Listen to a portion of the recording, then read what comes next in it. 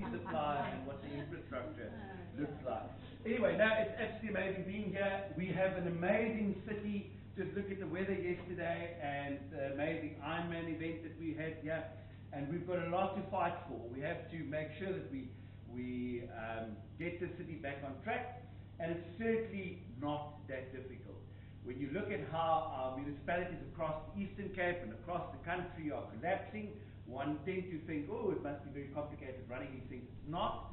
And if you get the right people in control with a vision for the city, and they realize that you need to professionalize the administration to be able to deliver services, you can fix just about any municipality and any government department. And that's what I want to do here in Nelson Mandela Bay.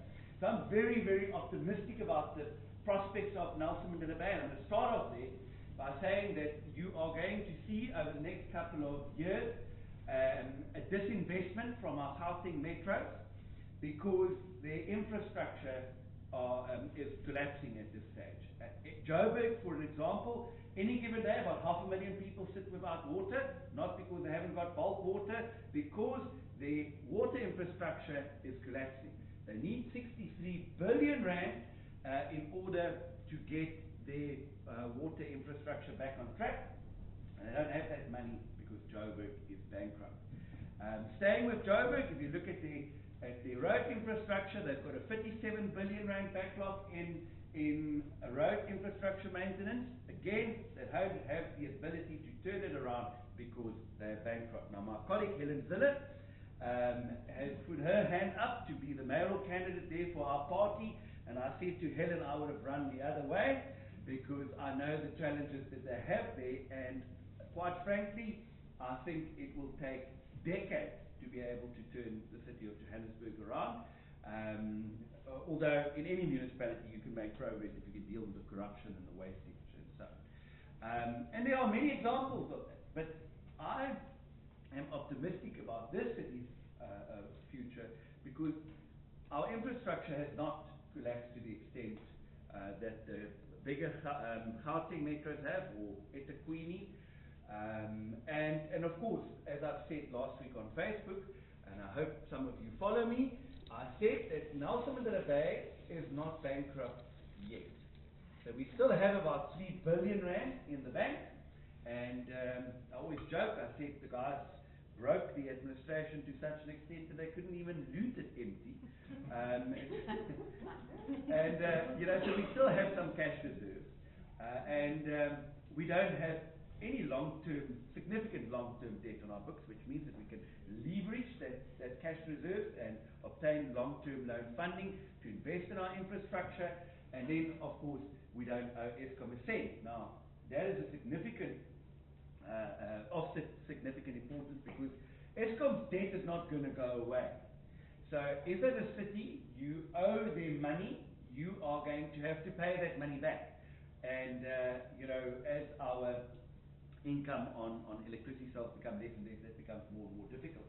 So we've got this ability to financially invest in our infrastructure, and that is really a big plus point for Nelson Mandela Bay. So I predict, and hopefully we can take this one to the bank, that if we have the right, or if we've got the right leaders and a stable council that understands that we need professionals back in the administration, that this city is by far the quickest to turn around, and that you will see a demonstrable difference in the city over a relatively short period of time. Now, it's not easy to turn any municipality around. It takes a long time, but I do believe that, with a couple of small changes, we'll be able to see a demonstrable difference over the foreseeable future. So there's a lot to look forward to, and I'm campaigning for an outright majority in Nelson Mandela Bay, and I'm not going to speak about politics today, but because we've seen 9 coalition governments over the last 10 years, and there was a lot of instability. Just between 2020 and now, we've had about 19 municipal managers. Imagine, since 2020, you've had 19 different days. It would have been chaos in your organisation. And maybe beneficial. and as such, unfortunately, there's been no stability. So I think I'm going to start off. I don't think you want to look at my face the whole day, but enough that I'm standing in front of the room. So we've made, I've tabled a plan on how to turn Nelson Mandela Bay around. And because it's quite complicated, and just maybe for your benefit, the last three turnaround plans for Nelson Mandela Bay under DA governments I crafted. I've known the city, I know the city very well. I've been involved in local politics since the age 26, and at one stage I was the leader of the opposition for about 2 years, and thereafter I became the MMC for finance. So I head up the finances of the city politically for a period of time, and then when I was mayor, obviously we also managed to get an unqualified audit opinion, and that's the only unqualified opinion the city has seen in 14 years. And it helps to understand the city, and also helps to know where they buried the bodies, so that you can go and uncover those and get rid of the officials that put them there in the first place. So backing up my plan is basically 5 pledges. Politicians make promises. I don't want to make hundreds and hundreds of promises. I just made 5 pledges so people can understand what do we want to achieve in the city, and then to also hold us to account. And these are those pledges. So first of all, I said pledge 1, we need to make Nelson Mandela Bay safe and clean again. I think those are very self-explanatory, but a lot of politicians at a local level ordinarily say, well, SAPS is a national competency, there's nothing they can do. And it's absolute nonsense. Because what SAPS needs in order to ensure that they can achieve what they need to achieve is they need to have functioning CCTV cameras across the city. Now, for many of us that stay in suburban areas in Nelson Mandela Bay, you would know that Atlas and Citywide and these companies, ADT, they've got some cameras which in our suburban areas which can help. However, the city used to have hundreds of millions of rands that was invested in CCTV camera systems across the city, which was linked to a joint operations center where SAPS, Metro Police, Traffic Police, and private security companies sat, and in real time they could respond to somebody being attacked on the beachfront, or in real time they could send out somebody because there was something happening in Main Street, or Gavambeki, or in Kariga Uitenhage in the CBD. And instead of making sure that this infrastructure is rolled out to as many areas as possible, very sadly the infrastructure was allowed to collapse, and today there's hardly any cameras working. So where in the city of Cape Town, if you steal a car or you rob a bank, I don't know if people still rob banks, I don't know if it's possible, nobody's got money anymore, it's all just credit sitting in your online account. So they will be able to follow that car, doesn't matter where they go. You can't just disappear. Nelson Mandela Bay, criminals can get away because they can only follow you to a certain, through a certain section of the bay. So it has to be top priority for us.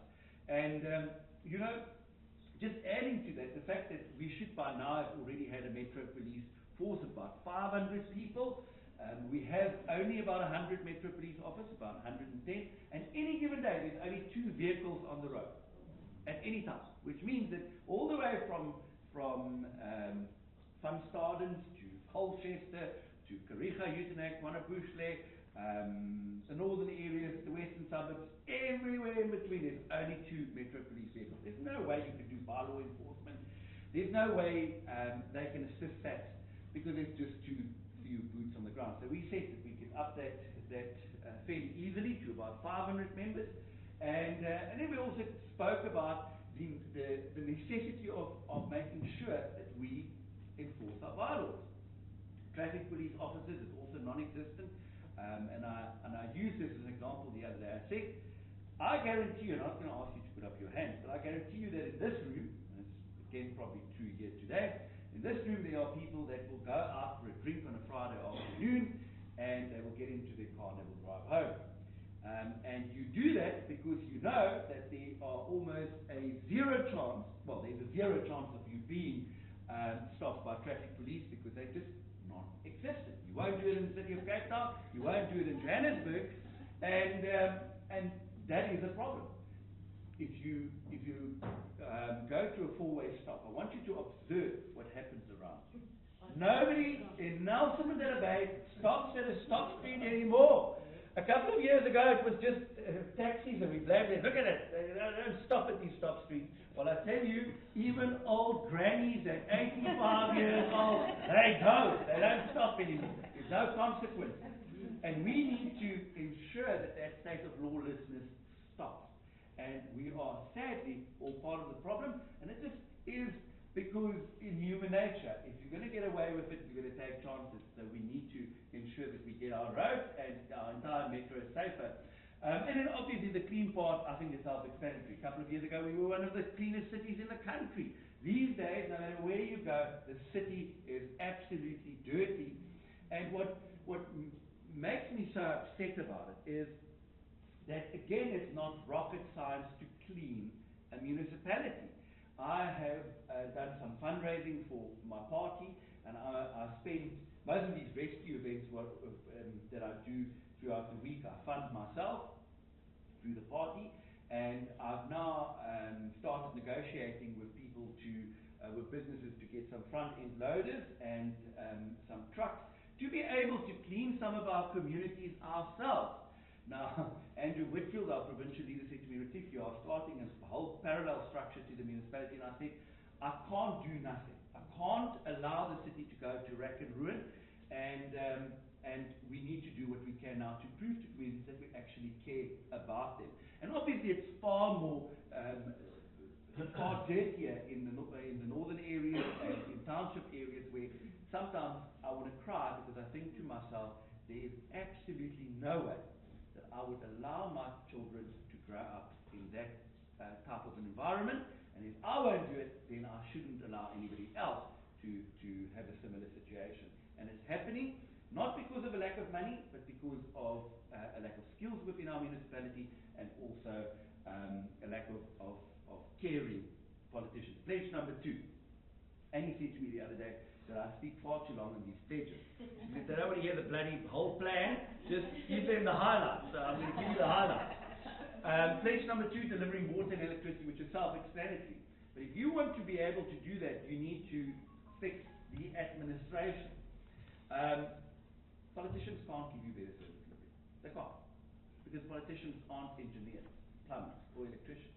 So when a politician tells you he's going to give you better service delivery, call out his nonsense and say to him, talk to me about how you're going to fix the municipality.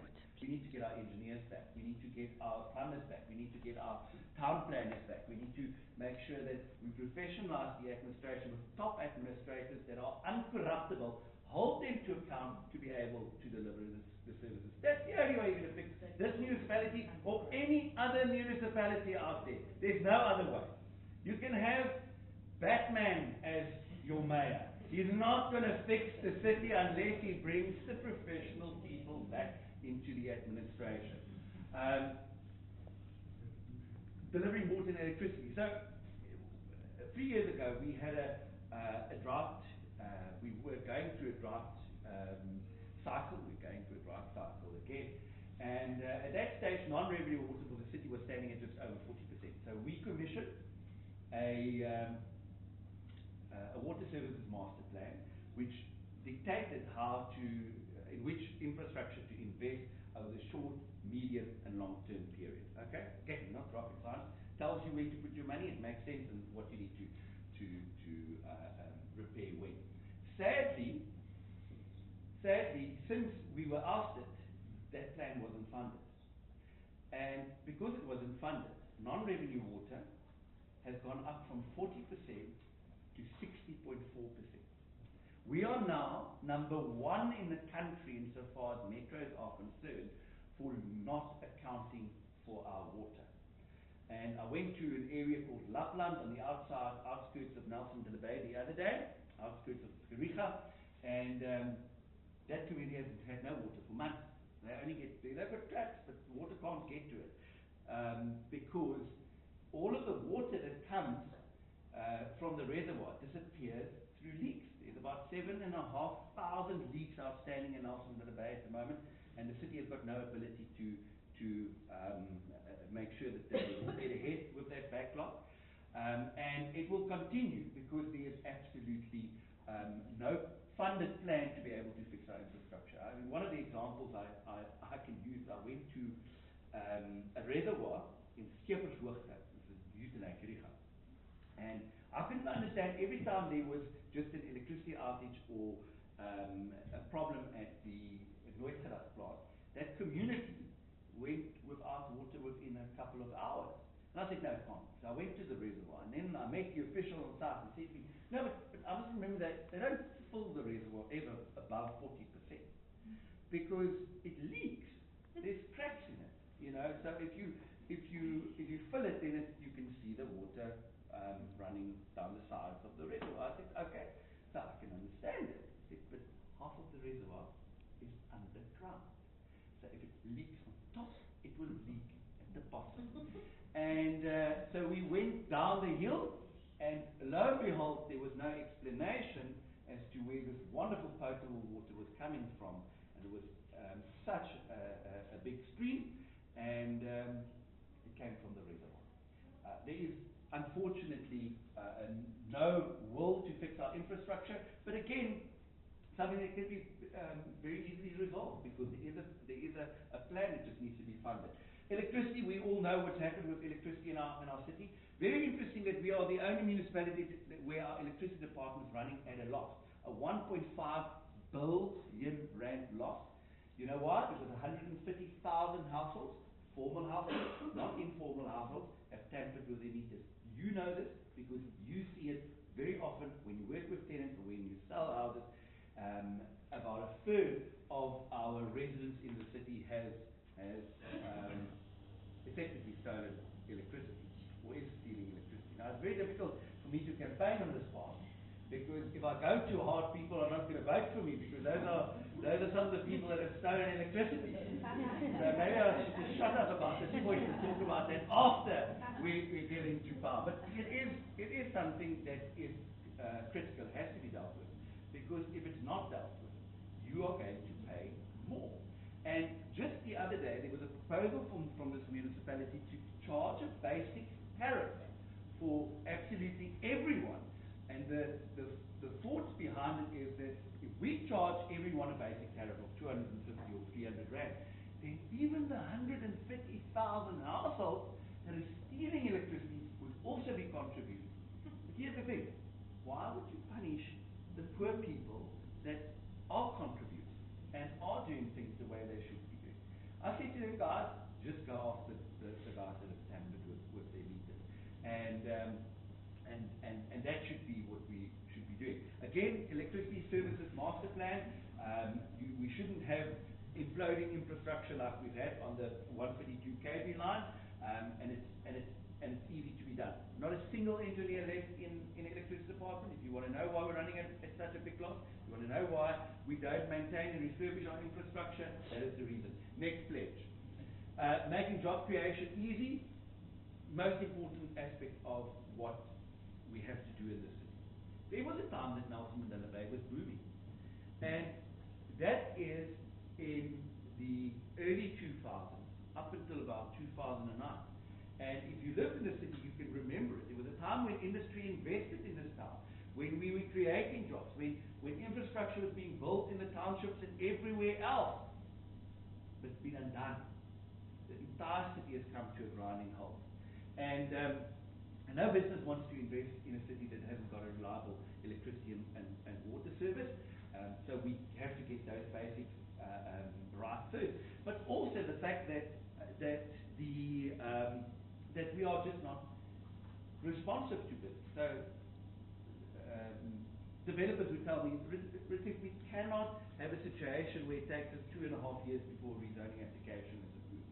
It's just not, a holding cost is too much. Or you would have a developer that has built a warehouse, and he's finished with his warehouse, and now his tenant is waiting to take occupation, but there's no speed-based electricity. And then the municipality says, well, we don't know, it might take us 3 or 4 months before we get to that three-phase electricity connection. You can't do business in that environment. And Therefore, there's a lot of people that have said that they cannot, or will not rather, proceed to invest in the city, unless there's a change of government or unless the city has got a ability to be responsive to business again. One of my undertakings that I've made in respect of this was also to revitalize infrastructure in certain business nodes. Ladies and gentlemen, Northing. I was there the other night. There's not a single light that burns in Northing. Northing is going to die if government doesn't jump in and protect our infrastructure there and protect our business interests. So you need to be able to understand that there are certain criminal syndicates in the city that goes and damages our infrastructure, some of them on purpose because they are SMMEs and they want to get the work to replace the infrastructure that they've broken themselves. In other cases, vandals, people that go and do cable theft and so on, and it costs us billions of rands. And I've got quite a hectic stance on vandalism.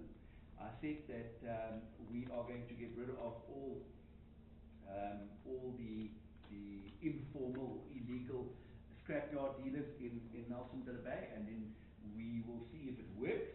And if it doesn't work, we'll establish a bylaw which will prohibit the second-hand trading, selling and buying of copper in the city altogether.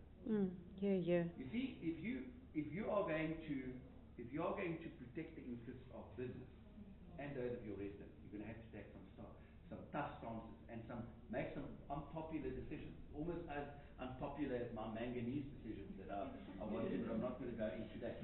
Making it easy to do business in the city, making sure that whoever the developer is has got a direct line to City Hall, to the city manager as well as the mayor. When I was there, I realized that there was blockages in the departments, and we can't ordinarily unblock it because the city was still very much broken even when I was mayor. And so I established this mayoral forum, investment forum, whereby you could, as a developer, come and appear before us and say where your blockage is, and then we would unblock it for you. You could speak directly to the executive director. So, for example, if a site development plan is stuck for 3 months, you'll come in and you say, my entire development is stuck, I need a site development plan. I will then say, what is the problem, executive director? You will have that site development plan ready by next week Friday to try and unblock blockages. And I was so happy to see that the current administration has mentioned that forum that I created as one of their solutions to ensuring that investors can invest in the city and that they can unblock blockages. So this is very sad that when I went to go and check, the last time that committee sat was when I was a mayor 3 years ago. So, but they still haven't a solution, it just doesn't work. Doing this is not rocket science, it is easier than thought. The next pledge, we said stop corruption, and in this city I can tell you horror stories about corruption in just about any department, and especially electricity and energy. I spoke to you about the fact that 150,000 households have tampered with their meters. There are people within the electricity department which you can go and pay 2,000 rand that will tamper with your meter on your behalf, and that is why it's such a prevalent situation. We also have seen massive corruption with tender manipulation. In this city, we've got 50 billion rand in irregular expenditure on our annual financial statements. It's the most irregular expenditure on annual financial statements in the country, not just of municipalities, but of provincial governments and of the national government. Irregular expenditure is when you circumvent supply chain processes and deviate from those supply chain processes, ordinarily to extend contracts or to make sure that you give specific individual suppliers the business. And that is how you steal from government. You make sure that your friends, your family, or those connected with you get the tenders. And that's how you steal from government. Those people then pay for your holiday in Fleck, or they pay for your kids at Grey, or whatever the case might be. And there needs to be an entire overhaul of our supply chain process. And I can assure you that I will again keep the finances in the mayor's office when we take over, so that I can fix the system. And you know, the corruption that we've seen have led to a brain drain out of our administration. Good, God-fearing, hard-working officials have gone. They don't want to be in this municipality anymore. One of my trusted officials was a guy called Selwyn Taste. He grew up in Hillside in the northern areas, and he was in this administration for 50 years. And he was acting city manager because he was a chief financial officer for quite a long time. For the couple of months that I was there. And together we worked in achieving this unqualified audit opinion. Well, 3 months after I left, he phoned me and said he can no longer work for Nelson Bank because he's been forced to do things that he's not comfortable with, and he's not going to destroy his professional career. So that guy walked away from a salary of 2.5 million rand a year. Must tell you how desperate he was to get out of this administration. Within a week, Mossel Bay Municipality phoned him and offered him a position, and he became their chief financial officer. The best run municipality in the country, and he loved it there. But what have we lost? We've lost a competent administrator that we should have kept. Other areas of corruption, even with EPWP. EPWP expanded employment works program is where government gives you grant funding to be able to employ poor people. It's a lifeline for really the poorest of the poor. You pay them a stipend of 150 or 200 and 250 rand a day.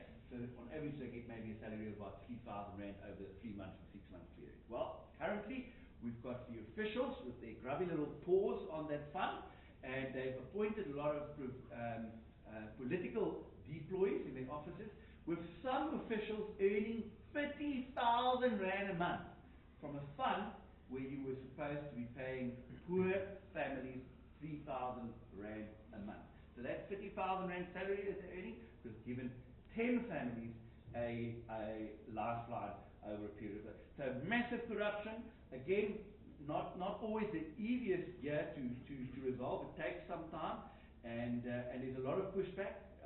We had instances where people were downing tools, and you know, but then you have to ensure that you've got executive directors on your side and the right people that are not in on the corruption to be able to assist you. Next slide, please. Pledge number 5, improving infrastructure and housing. I've spoken about this already, making sure that we've got a progressive refurbishment and maintenance program. Just this morning I said that we've got 2,000 kilometers of tarred road in Nelson Bay, but over the last 3 financial years, only 5 kilometers of road has been resealed.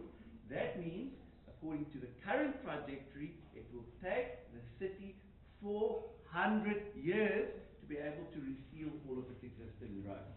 Now, go out this afternoon and have a look at the road surface in front of your house. If you think it can last another 400 years, let's continue with what we have. If you don't think it's going to last, then maybe you should realize that it is time for some other municipal administration.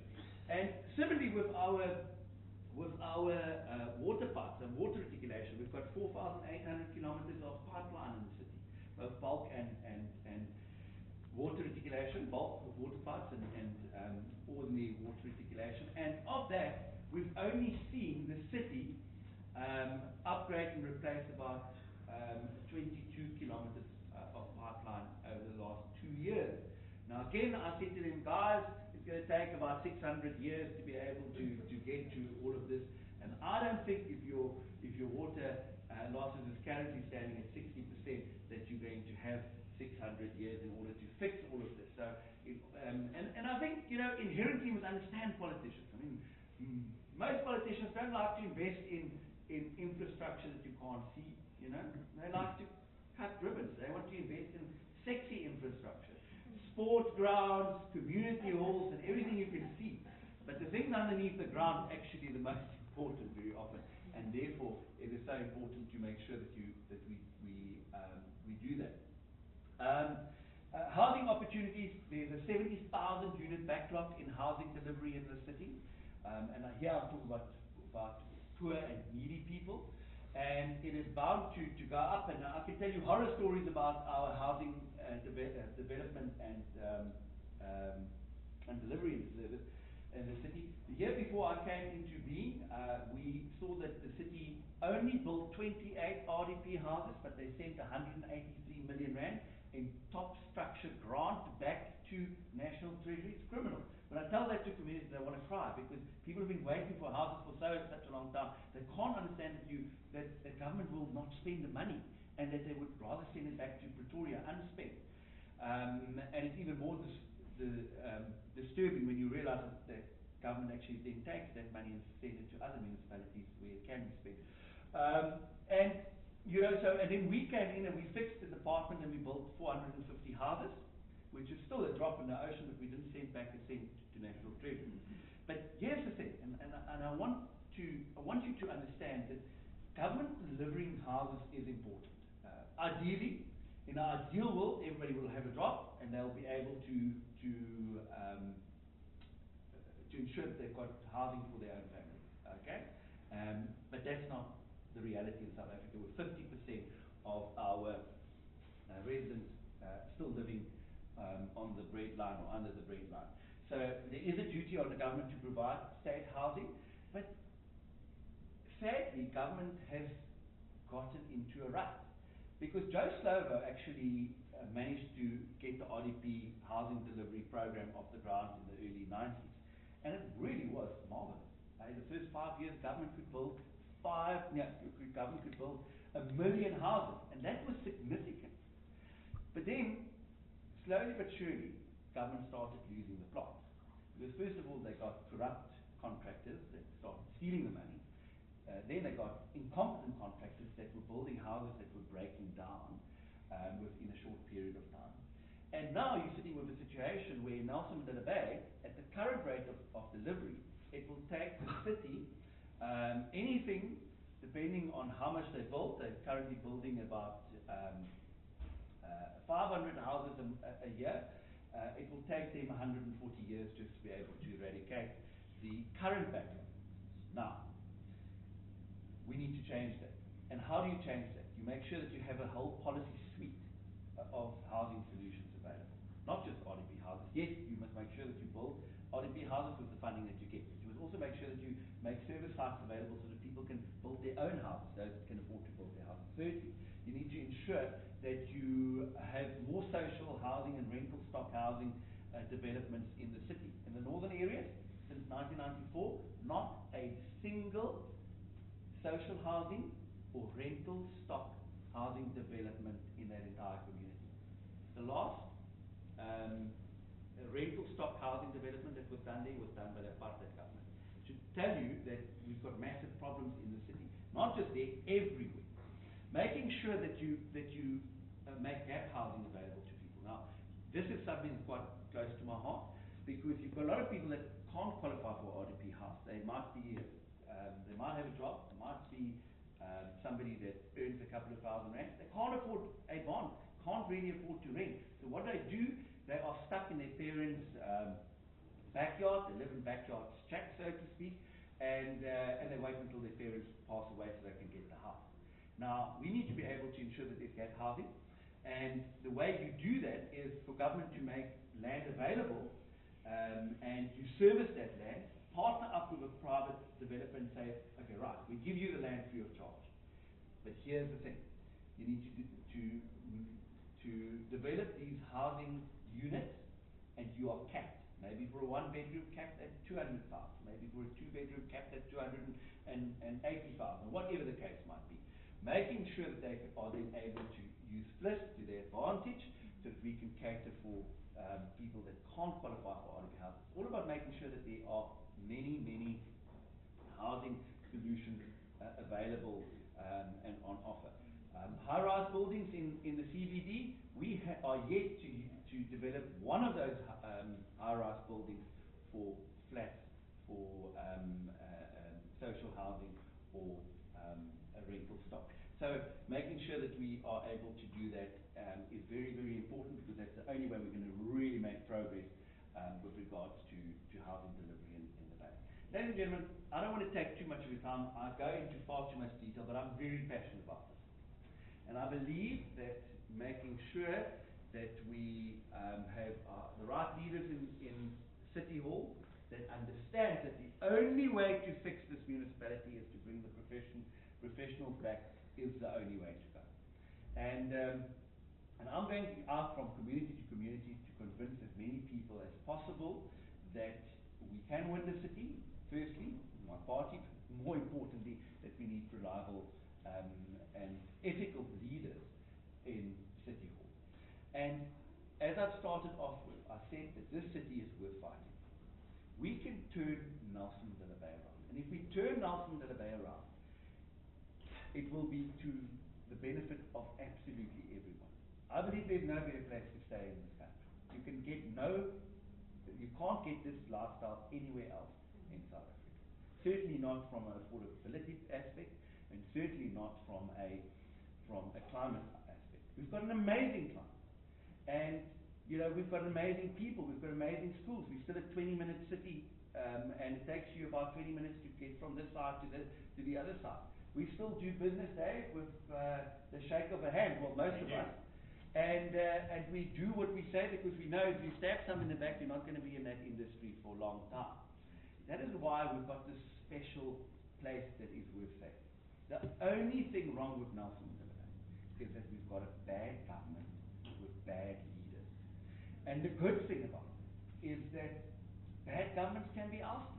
Bad leaders can be replaced. They can be voted out. We've seen this happening for hundreds of years in countries all over the world. The fact of the matter is, just we all need to understand that all of us have a duty to play our role. And that duty is to stand up and to go and vote for responsible leaders. And I said to my party, for example, it's not about the DA being in control of Nelson Mandela Bay. It's not about Ricky Winnell being the mayor. I have been the mayor, been there, got the T-shirt, done that. It's professionally, for me, I should actually be back in my practice because it's far more lucrative. It's only lucrative in politics if you take brown envelopes and brown bags. Was it Woolworths bags with cats? Well, nobody's given me a Woolworths bag. But, the fact of the matter is, it's about making sure that we get the right people in, and that's what I'm campaigning. So I'm trying to put a team together that can turn this administration up. And I make no secret about it. I said that we are going to headhunt the right officials to come to Nelson Mandela Bay. We're going to make sure that we have people that can turn this beautiful city of ours around so that you can reap the benefit. And as my speech went to some big property developers the other day, I said, you've got the most to do, because right now in certain areas people are losing money. Their property portfolios aren't growing. And think of what has been happening in North End, where your property is significantly less worth now. Deal Party to an extent, Markman, which is an absolute disaster. And even a place like Perseverance. Perseverance contributes 5% of the total rates income of the city. Yet, there's nobody in this council that stands up and say, but hang on, we have to look after our industrial nodes. We have to make sure that they've got good road infrastructure, sound electricity infrastructure. Because if we don't, people will disinvest. Ladies and gentlemen, and before I go off on another tangent, this city is worth saving. I want you to ensure that you talk to as many people as possible about the upcoming elections and why it is important to vote, so we can take a stand and we can reclaim our city and we can get Nelson Mandela Bay working again. Thank you very much.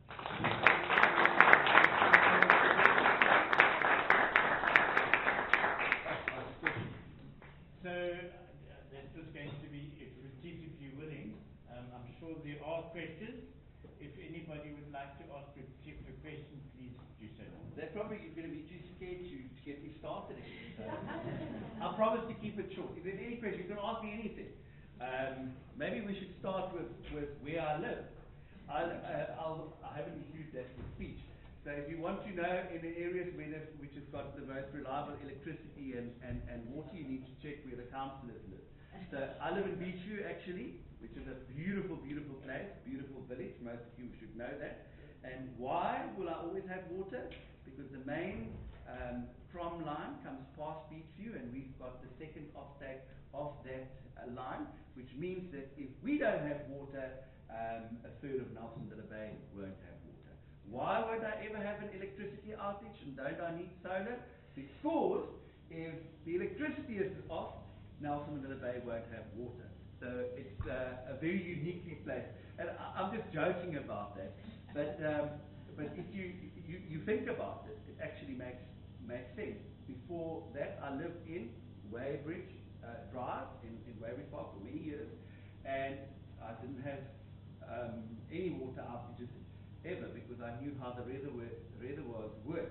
So if ever you want to know whether an area is going to have problems in the future with water, or where the best interest are, you can always drop me a line or send me a WhatsApp. Okay, any questions? And then we can wrap it up. No questions. You've got one unique opportunity here. Remember, you pay my salary, so you should keep me. Yes, sir. Chief, how does the DA suppose that they go from being a white party to embracing all other people and sort of woo them over and get the vote and then govern? So, first of all, we're not a white party. First of all, most people that vote for us are not white. And, you know, the reality is that we are the only alternative to the ANC. You only get two different political parties that can govern. Either the ANC or it is the DA, or a version thereof. Meaning that one of them formed a coalition with other political parties. And we've seen that the coalition scenario has not worked out too well for Nelson-Dilla Bay, because those were unstable, and that's why we're trying our level best to convince as many people to vote for us so we can form a majority government. The reality is that people don't believe they can win us. You know, I can tell you, or that we can win. I can tell you there's many people in this room that don't believe, but they don't understand that only 60% of the people in Mill Park go out and vote. Only 60% of the people in Walmer go out and vote. Only 58% of the people in Newton Park go and vote. Those are DA strongholds.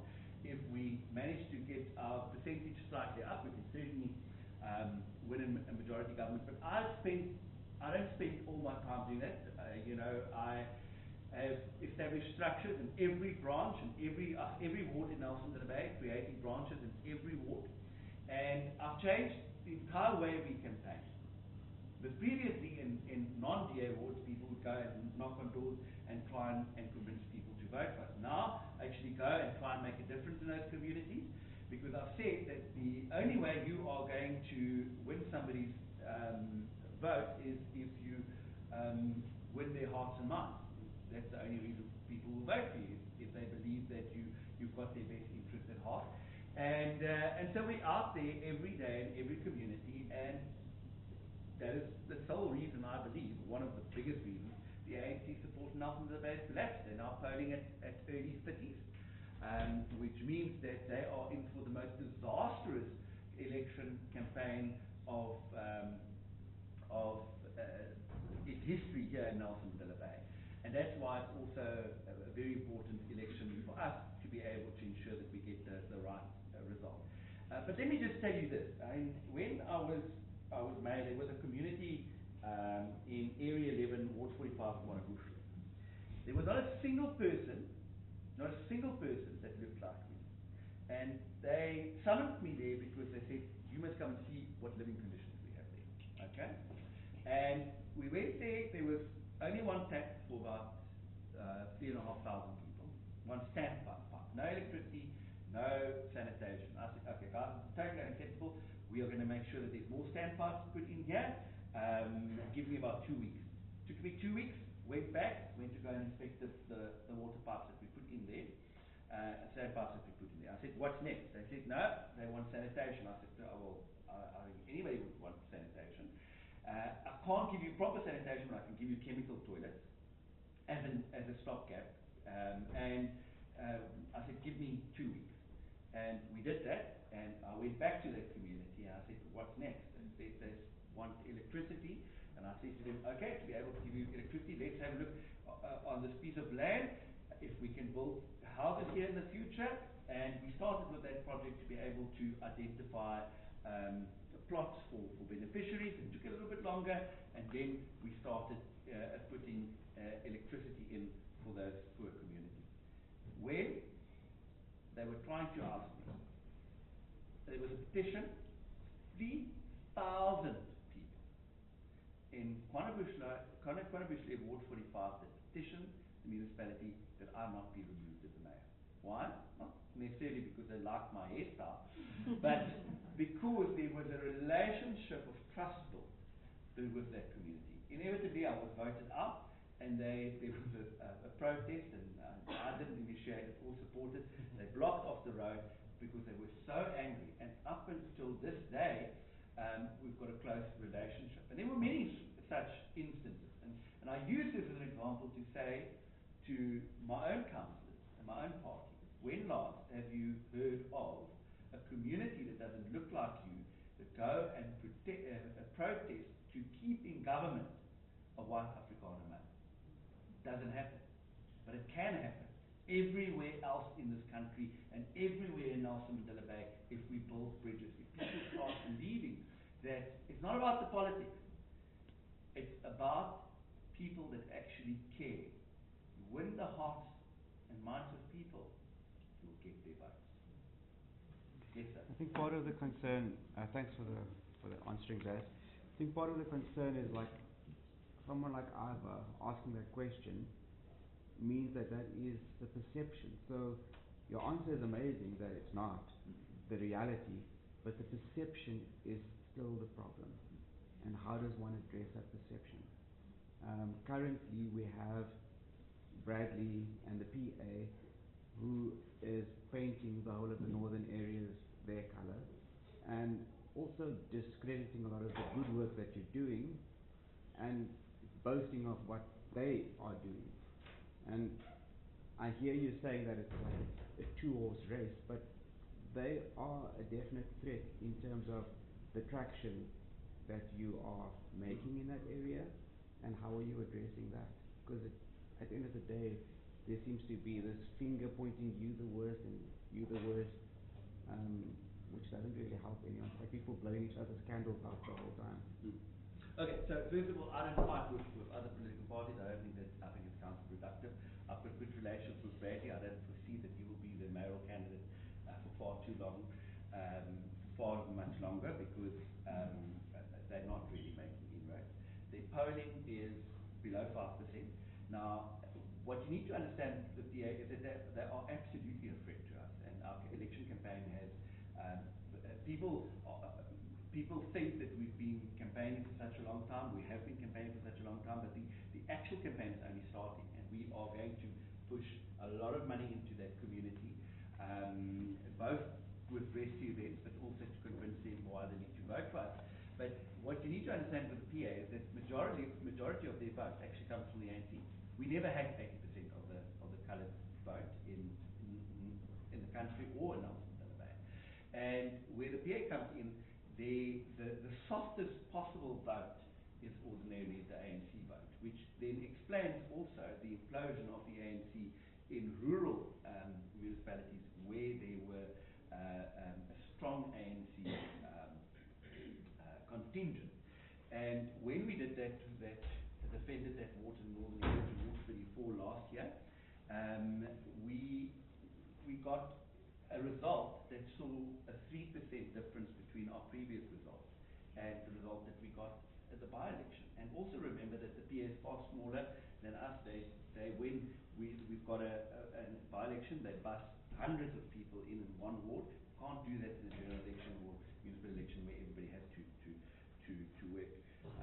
So you'll see our campaign, you'll see what our offer is in the northern areas. Also just remember that every time in Nelson Mandela Bay, the PA had the opportunity to form a government, they formed the government with the ANC. A lot of people are angry about it when they understand it, because they do believe that the ANC is the enemy. So I'm not ignorant of that threat. It's very much here at the front and center of my mind, but there is a plan to deal with it. And I can assure you, the last time Bradley Murray was in a government government position in the city. He cost the city 250 million rand in grant funding that was sent back to National Treasury. You don't want him as a mayor.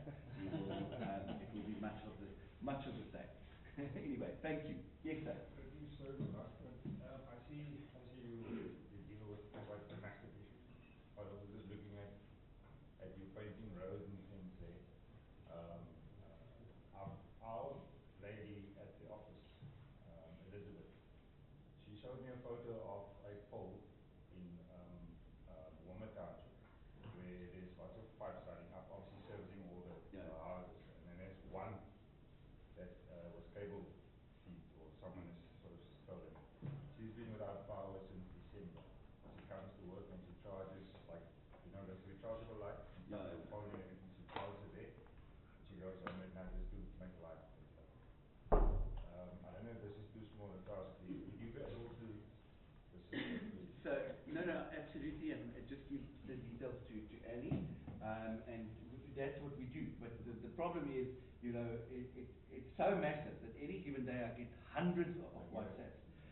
So if ever I miss a WhatsApp from you, please just send me another one. I get round to most of them, but I drop some of them from time to time just because of the volume that comes through. But we will certainly help. There is a number of questions, we'll have to ascertain whether all of those were formal connections, because obviously if some were informal connections, the municipality won't get involved. But if it was a formal connection, it must be fixed, and I'm sure we can help you with that. Okay, any last questions? Burning questions? Yes, ma'am. I just want to make a statement. December and Jan are very bad for our joint industries in the sense that we have, I can't say a lack of cooperation, non-existent, because it seems to be government's trend that they don't work over nearing holidays or just after holidays. And thanks to Retief, we had a massive relief with the rates department coming on board. Unfortunately, it was very short-lasted, but I mean it does. Like you said, you've got to try, you've got to care, and I think a lot of the citizens of PE feel that, and we hustle, and I think we should all put our best foot forward and all make it work, because it is a city that is worth fighting for. There's money to be made, and if we get the professionals on task, there's been a lot of support with companies that are coming to the forefront that are fixing potholes, and it's making us feel better. It's empowering us. So I just want to say job well done. No, thank you very much. And we need to just ensure that we get the basics right, and it's very easy to ensure that the municipality works over December. They should be working over December, because if we are going to do things the way we should, tourism is going to be a low-hanging fruit for the city, and we're going to market the city to get as many people here over December. So all our departments, I guess, are going to have to be functioning and firing on all cylinders, so that we put our best foot forward. And I want to tell you, sometimes, Dave, I'm done now. It breaks my heart, with the last saving champion. I mean, I was horrified that there was no grass cutting contract in place. And you look at your city and you're so embarrassed, because you know that it's just a simple thing. I forgot to tell you that the city is forfeiting so much money to National Treasury because of this inability to spend. They've lost 1.4 billion rand in grant funding already over the last 2 years. And then you talk to colleagues elsewhere, in government or municipalities, and they say, I don't understand. How is it possible that you actually do have money? You say you're not bankrupt, but you can't deliver services. And it all goes back to, if you haven't got the professionals, you can't deliver the services.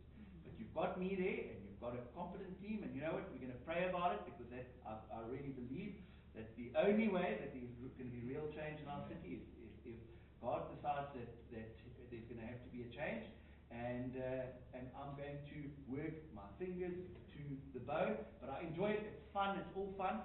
And sometimes I get tears in my eyes, especially if I go to a community that's been done in quite hard because of council's inability to help them. But when it's a passion, you get up in the morning with a smile on your face. Thank you very much. Hi, I'd just like to make a comment to the gentleman who spoke about it being a white party. My brother is in your party, Yusuf Katem. Oh, okay. Yes, I'm his big sister. And I find that even in our community, he gets a lot of flack, because people want to create a narrative that it's only a white-dominated party. But I do find that the work that you guys are doing is amazing.